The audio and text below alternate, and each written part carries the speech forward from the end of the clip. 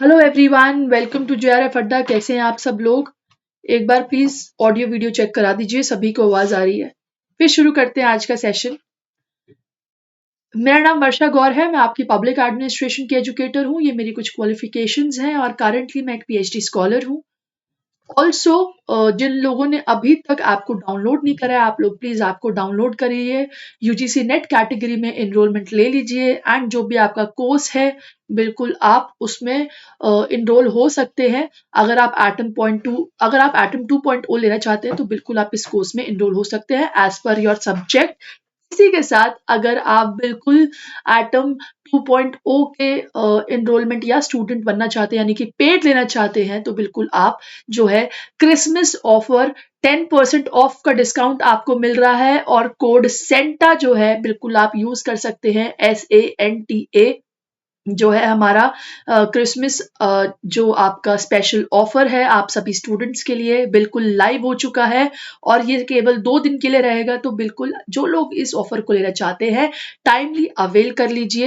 ये ऑफर से आपको जो भी डिस्काउंट प्राइस मिलेगा, पेपर 1 का आपको डिस्काउंटेड प्राइस इतना पड़ेगा, पेपर 2 का यानी कि plus handbook life course plus handbook आपको इतना पड़ेगा। अगर मैं पब्लिक एडमिनिस्ट्रेशन की बात करूं, ऑल्सो पेपर 1 प्लस पेपर 2 जिसमें आपके क्रैश कोर्स भी इंक्लूडेड है, क्रैश कोर्स भी इंक्लूडेड है, आपकी टेस्ट सीरीज भी इंक्लूडेड है और साथ ही आपकी हैंडबुक भी इंक्लूडेड है। सारी चीजें आपको पेपर 2 की मिलेंगी, पेपर 2 प्लस पेपर 1 की मिलेंगी 12599 में। तो ये आपका डिस्काउंटेड ऑफर है, आप इसको टाइमली इनरोल कर सकते हैं। कोड है आपका सैंटा एंड बिल्कुल आप इस ऑफर को अवेल कर सकते हैं। केवल 24th और 25th तक ये ऑफर रहेगा आप सभी के लिए।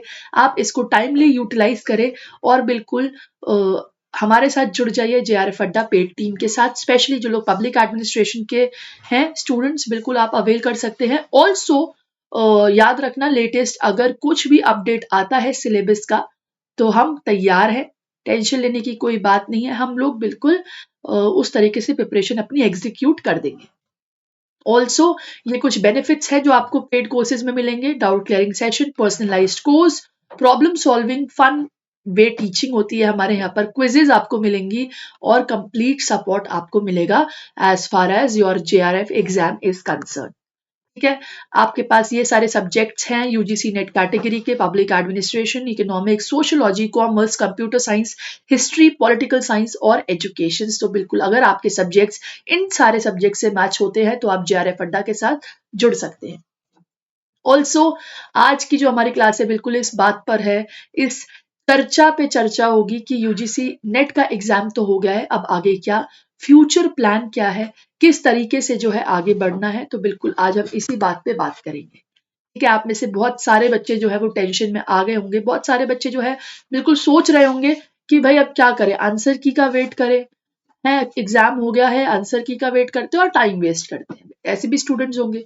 एक होंगे कि मैम गाइडलाइंस ही नहीं है, पता ही नहीं है, कोई गाइड करने वाला ही नहीं है कि आगे क्या करें, है ना। ऐसे भी लोग होते हैं कि मैम कोई अड़ोस पड़ोस में या किससे जाकर पूछे कैसे आगे बढ़े, कि हमारा सब्जेक्ट यूजीसी नेट कैटेगरी का ये है, हमने एग्जाम दे दिया है और जो है अब आगे क्या करना है तो बताओ। तो कुल मिलाकर या तो क्या होती है, या तो कोई हमारे सब्जेक्ट से रिलेटेड गाइडेंस करने वाला नहीं होता, या किसी को यूजीसी नेट जेआरएफ एग्जाम के बारे में ही नहीं पता, और भी कुछ नहीं। तो भाई दुनिया आजकल किसी को कहाँ कुछ बता के खुश है, ऐसी भी चीज होती है। लोग सोच रहे हैं गाइड कर देंगे तो कहीं ये हमसे आगे ना निकल जाए, है ना। और तीसरी चीज ये है कि अपॉर्चुनिटीज का ही आइडिया नहीं है कि मैम कहाँ कहाँ अपॉर्चुनिटीज है, कैसे कैसे उन अपॉर्चुनिटीज तक पूछे, अगर हमारी फील्ड में है तो कैसे कैसे पहुंचे, कैसे क्या करना होता है, कुछ भी नहीं आइडिया कि हमारी कैटेगरी से एग्जाम तो खत्म हो गया, अब हमें आगे क्या करना चाहिए। तो यही सारी चीजें जो है आज मैं आपको थोड़ा सा समझाऊंगी। आई होप आप उन सब चीजों से रिलेट कर पाए, आपको एक क्लियर विजन मिले कि एग्जैक्टली एग्जाम खत्म हो चुका है, अब आगे करना क्या है। ठीक है, आज इस बारे में बात करते हैं। ये सारी चीजें जो है आपको एक क्लियर आइडिया दे देगी कि आगे हमको क्या करना है और किस तरीके से करना है। तो जो लोग वेट कर रहे हैं कि भाई एग्जाम खत्म हो चुका है, आंसर की आएगी फिर देखेंगे आगे क्या करना है, बहुत गलत कर रहे हो। क्योंकि एग्जाम कंडक्ट हो चुका है, डिसाइडिंग फैक्टर आपका प्रोसेस था। प्रोसेस मतलब आपने प्रिपरेशन को कितना टाइम दिया। दूसरी चीज, आपका एग्जाम कैसा हुआ है, ये बात सिर्फ आप जानते हैं। ठीक है, आपने प्रिपरेशन को कितना टाइम दिया, ये बात भी सिर्फ आप जानते हैं।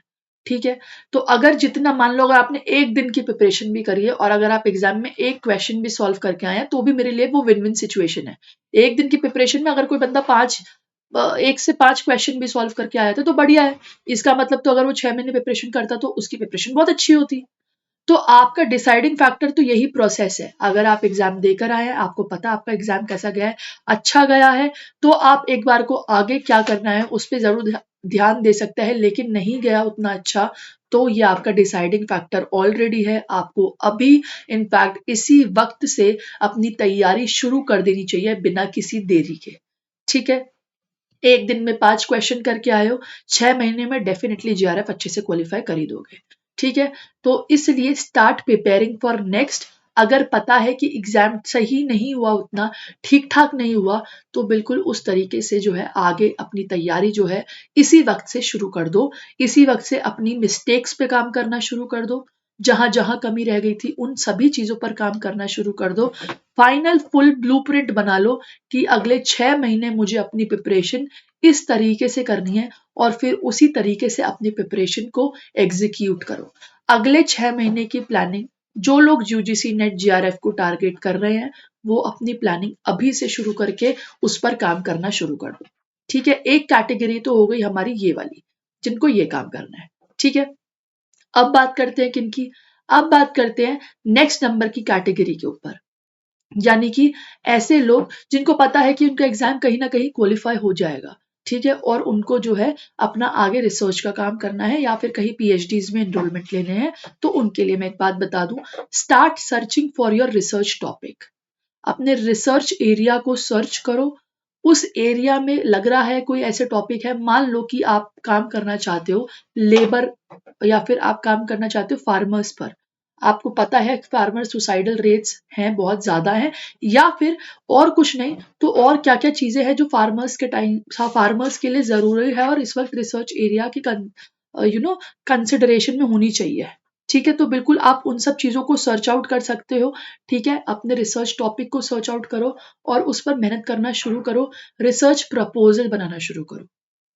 रिसर्च प्रपोजल बनाना शुरू करो और बिल्कुल अपना एक बढ़िया सा रिसर्च प्रपोजल बना दो कि रिजल्ट आए और जब जिस यूनिवर्सिटी के इंटरव्यू में बैठो आप, तो आपका रिसर्च प्रपोजल जो है एक्सेप्ट हो जाए। अगर आप लोग चाहते हो कि मैं रिसर्च प्रपोजल पे सेशन लेकर आऊं, आप लोगों को गाइडेंस दूं, तो बिल्कुल आप कमेंट सेक्शन में आफ्टर द क्लास, जो लोग रिकॉर्डेड भी देख रहे हैं, बिल्कुल कमेंट्स करके मुझे बता देना कि मैम हम रिसर्च पर गाइडेंस चाहते हैं, किस तरीके से हम प्रपोजल को बनाएं, किस तरीके से हम प्रपोजल को एग्जीक्यूट करें। आप प्लीज गाइड करो और साथ ही साथ हम कैसे किसी यूनिवर्सिटी को हंट करें पीएचडी के लिए। ठीक है, तो मैं आपको वो सारी चीजें गाइड कर दूंगी, लेकिन उसके लिए मुझे मेजॉरिटी ऑफ द मैसेजेस चाहिए। कहाँ पर? नीचे कमेंट सेक्शन में आफ्टर द क्लास, जो लोग रिकॉर्डिंग भी देख रहे हैं, जितने ज्यादा मैसेजेस होंगे उस डिमांड पर मैं वो क्लास लेकर आऊंगी आप सभी के लिए। ठीक है, आगे बात करते हैं। अगर देखो सिंपल सी बात है, ये तो उनका फैक्टर हो गया कि जिनका एग्जाम अच्छा गया है और जिनको पता है कि यूजीसी नेट एग्जाम या जेआरएफ क्वालिफाई हो जाएगा। ठीक है, अब ऐसे भी कुछ बच्चे होते हैं जिनका एग्जाम जो है उतना मतलब ठीक नहीं गया, लेकिन वो चाह रहे हैं कि जल्द से जल्द पीएचडी में एनरोल हो जाए। तो बिल्कुल आप लोग क्या कर सकते हैं, आप पीएचडी की एंट्रेंस एग्जामिनेशन की तैयारी कर सकते हैं। पीएचडी एंट्रेंस एग्जामिनेशन की तैयारी कैसे होती है, आप अपनी फील्ड के जो है पीएचडीज को सर्च करिए, यानी कि पीएचडी इन द सेंस कि आप अगर मान लीजिए सोशल साइंस से है, सोशल साइंस पब्लिक एडमिनिस्ट्रेशन से है, तो कौन कौन सी यूनिवर्सिटीज हैं जो पब्लिक एडमिनिस्ट्रेशन में पीएचडी कराती हैं और पीएचडी ऑफर करती हैं। ठीक है, तो उनको सर्च करिए, उनका एग्जामिनेशन पैटर्न देखिए। ठीक है, मेजरली 4 यूनिवर्सिटीज जो हैं, जैसे बीएचयू, डीयू, बीबीएयू और आपका जो है जेएनयू, उनके जो है अभी एग्जामिनेशन हुए थे कंडक्टेड, एक कोलैबोरेशन में एक एग्जामिनेशन कंडक्ट हुआ है उनका पीएचडी का। तो उधर क्या होता है, बेसिकली कंबाइंड एग्जामिनेशंस होते हैं। तो उस तरीके से अगर आपकी फील्ड उसमें आती है, अगर आपके एग्जामिनेशंस, अगर आपकी पीएचडी की फील्ड उसमें आती है, तो आप उसको भी देख सकते हैं। साथ ही सिंपल सी बात है भाई, जो यूजीसी नेट का सिलेबस है वही सिलेबस आपका पीएचडी के एंट्रेंस एग्जामिनेशन का होता है, ठीक है। लेकिन प्लस एक और चीज की रिसर्च ज्यादा आती है। 50% ऑफ द सिलेबस जो है सिर्फ रिसर्च बेस्ड रहता है, कोई हायर एजुकेशन, कोई पीपल डेवलपमेंट एनवायरनमेंट, कोई मैथमेटिक्स कुछ नहीं आता। लेकिन कोरली आपकी सब्जेक्ट की नॉलेज पूछी जाती है 50%, और 50% आपका रिसर्च का कंसेप्ट कंटेंट पूछा जाता है, जहां से आपकी मेरिट बनती है, कट ऑफ बनती है, और जिसमें से आप इंटरव्यू के लिए बैठते हो, ठीक है। एक आपकी ये वाली कैटेगरी भी हो गई। चलो भाई आगे भी बात कर लेते हैं। अब आगे बात करते हैं कि जो बच्चे प्रिपेयर कर रहे हैं असिस्टेंट प्रोफेसर एग्जामिनेशन के, लेकिन इसमें भी नेट क्वालिफिकेशन जो है बेसिक मानी गई है, बेसिक क्वालिफिकेशन होनी चाहिए जो कि नेट वाली है। तो बिल्कुल जैसे कि आरपीएससी के एग्जाम कंडक्ट होने जा रहे हैं अभी रिसेंटली हाल फिलहाल में, और आपके जो है और भी जो पीएससी एग्जामिनेशन रहते हैं, पीसीएस एग्जामिनेशन रहते हैं, वो भी कंडक्ट होने जा रहे हैं। तो बिल्कुल आप उनको भी देख सकते हो, ठीक है। इन पर भी बिल्कुल नजर बनाए रखें, इंपॉर्टेंट है आप सभी के लिए, ठीक है। ये कुछ जरूरी चीजें हैं कि आप अगर असिस्टेंट प्रोफेसर के एग्जामिनेशन को अप्रोच कर रहे हैं तो अपनी प्रिपरेशन भी उसके लिए रखिए। और यहाँ एक्चुअली में एक लेवल वाली प्रिपरेशन चाहिए होती है, ठीक है। जेआरएफ अड्डा की टीम बिल्कुल असिस्टेंट प्रोफेसर एग्जामिनेशन पर नजर डाले हुए है, और आप लोगों की प्रिपरेशन भी उसी तरीके से करा रहे हैं, ठीक है। आगे बात करते हैं रिसर्च प्रोजेक्ट इंटरव्यूज। और एक बात, आरपीएससी का जो सिलेबस है या फिर ऐसे असिस्टेंट प्रोफेसर एग्जामिनेशन के सिलेबस होते हैं, वो मेजरली यूजीसी नेट क्राइटेरिया पे ही बेस्ड होते हैं, लेकिन आते डेप्थ में है क्वेश्चंस। और साथ ही साथ आप जिस भी स्टेट के एग्जामिनेशन को दे रहे हैं, जैसे for example RPSC Rajasthan state का है, तो राजस्थान की जनरल नॉलेज तो पूछी ही जाएगी, ठीक है। ऑल्सो आगे देख लेते हैं रिसर्च प्रोजेक्ट्स, यानी कि अगर आप में से कोई ऐसा बच्चा है या ऐसा है जिसको जो चाह रहा है कि उसको शायद फाइनेंशियल नीड की ज़रूरत है, तो वो बिल्कुल रिसर्च प्रोजेक्ट्स के इंटरव्यू भी दे सकता है, ठीक है। रिसर्च प्रोजेक्ट के लिए भी बेसिक क्राइटेरिया नेट ही है। जो लोग ऑलरेडी नेट निकाल के बैठे हैं उनके लिए बता रही हूँ एक चीज़, कि आप लोग रिसर्च प्रोजेक्ट्स में जा सकते हैं। किसी एक साल के 6-6 महीने के कोई रिसर्च प्रोजेक्ट हो सकते हैं, उसमें आप काम सीख सकते हैं, रिसर्च के सर्वे होते हैं, आप काम सीख सकते हैं, और बिल्कुल आप लोग जो है अप्लाई कर सकते हैं। जैसे कि आपकी कोई ऑर्गेनाइजेशन होगी, बड़ी ऑर्गेनाइजेशन होती है, मिनिस्ट्रीज से भी एसोसिएटेड होती है, रिसर्च प्रोजेक्ट्स जो है मिनिस्ट्रीज के भी अंडर होते हैं। उनको क्या ज़रूरी होती है, एक बेसिकली मैन पावर की ज़रूरत होती है। तो आप बिल्कुल उन सारे रिसर्च प्रोजेक्ट्स को हंट कर सकते हैं। जैसे कि फॉर एग्जाम्पल अगर मैं पब्लिक एडमिनिस्ट्रेशन की बात करूं, तो आईआईपीए जो है, आईआईपीए बहुत सारे ऐसे रिसर्च प्रोजेक्ट्स जो है आपके बिल्कुल निकालता है, इंटरव्यूज लेता है, और उसमें आपको आप एलिजिबल हो नेट क्वालिफायर्स खासकर, कि आप 6 महीने के लिए 1 साल के लिए उन रिसर्च प्रोजेक्ट से जुड़ सकते हैं। साथ ही एडहॉक और गेस्ट फैकल्टीज के इंटरव्यूज आप दे सकते हैं। अगर आपकी बेसिक क्वालिफिकेशन यानी कि नेट अगर आपकी है, तो आप बिल्कुल ये सब दे सकते हो। ये बेसिकली इंटरव्यूज रहते हैं आपके सब्जेक्ट डोमेन के, जिसमें आप कॉलेजेस में, आप यूनिवर्सिटीज में एज अ गेस्ट फैकल्टी या एडहॉक के तौर पे पढ़ा सकते हैं।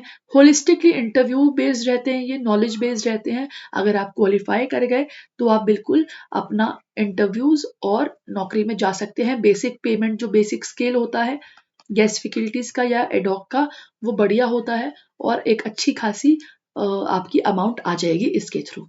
तो ये कुछ चीजें हैं जो आप बिल्कुल देख सकते हैं। मेरे को एक ये था कि मैं आपको एक क्लियर कट विजन दे दूं, एक आइडिया दे दूं कि भाई अगर आप ऐसे एग्जामिनेशंस में हैं तो आप क्या क्या चीजें देख सकते हैं आगे, किस किस अपॉर्चुनिटीज के साथ देख सकते हैं। देख रहे होंगे रंग बिरंगी शीट्स हो गई है, तो इतनी सारी अपॉर्चुनिटीज हैं आपके पास, आप उनको हंट कर सकते हैं। कोई एक बच्चा भी, अगर किसी एक बच्चे की भी अगर ये हेल्प हो रही है यहाँ पर, तो ये मेरे लिए बड़ी बात है। एज आई ऑलवेज से, कि अगर एक क्वेश्चन भी बन जाता है, किसी एक बच्चे की भी हेल्प हो रही है, तो बहुत बड़ी बात है, ठीक है। जैसे फॉर एग्जाम्पल अगर मैं आपको एक चीज बताऊं, तो आईआईएम भी है ना, आईआईएम वो भी काफी आपके content writers, net based projects बहुत निकालती है, आप उनमें भी अप्लाई कर सकते हो, ठीक है। ये कुछ चीजें आप बिल्कुल इन पर नजर बनाए रखो। और अब करना क्या है, देखो साफ सीधी बात है, आपको यूनिवर्सिटीज हंट करनी है, आपको डिपार्टमेंट हंट करने हैं। अगर आपको क्या करना है, अगर आपको गेस्ट फैकल्टीज में लगना है, एडहॉक में लगना है, ठीक है, या फिर आपको पीएचडी करना चाह रहे हो, तो बिल्कुल आप पहले ये देखो कि डिपार्टमेंट का, यूनिवर्सिटीज़ का क्राइटेरिया क्या है आपकी फील्ड में, आप उसको चेक करो। कब-कब एग्ज़ामिनेशंस होते हैं, क्या-क्या फील्ड की डिमांड हो रही है, इससे क्या होगा आपको रिसर्च प्रपोज़ल बनाने में भी हेल्प होगी, ठीक है?